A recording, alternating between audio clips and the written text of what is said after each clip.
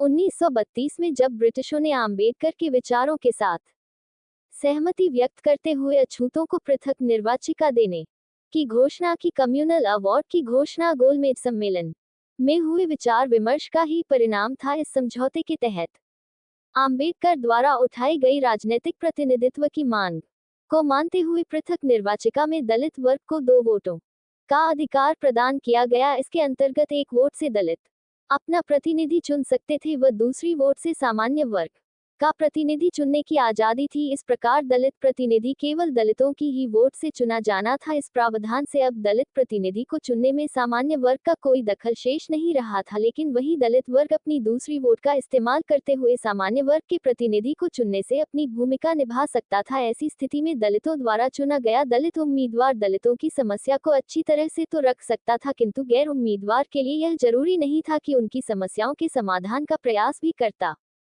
गांधी इस समय पूना की येरवडा जेल में थे। कम्युनल अवार्ड की घोषणा होते ही गांधी ने पहले तो प्रधानमंत्री को पत्र लिखकर इसे बदलवाने की मांग की, लेकिन जब उनको लगा कि उनकी मांग पर कोई अमल नहीं किया जा रहा है तो उन्होंने मरण व्रत रखने की घोषणा कर दी। तभी आम्बेडकर ने कहा कि यदि गांधी देश की स्वतंत्रता के लिए यह व्रत रखता तो अच्छा होता, लेकिन उन्होंने दलित लोगों के विरोध में यह व्रत रखा है, जो बेहद अफसोसजनक है। जबकि भारतीय ईसाइयों, मुसलमानों और सिखों को मिले इसी पृथक निर्वाचन के अधिकार को लेकर गांधी की ओर से कोई आपत्ति नहीं है। उन्होंने ये भी कहा कि गांधी कोई अमर व्यक्ति नहीं है, भारत में न जाने कितने ऐसे लोगों ने जन्म लिया और चले गए। आम्बेडकर ने कहा कि गांधी की जान बचाने के लिए वह दलितों के हितों का त्याग नहीं कर सकते। अब मरण व्रत के कारण गांधी की तबीयत लगातार बिगड़ रही थी। गांधी के प्राणों पर भारी संकट आन पड़ा और पूरा हिंदू समाज आम्बेडकर का विरोधी बन गया।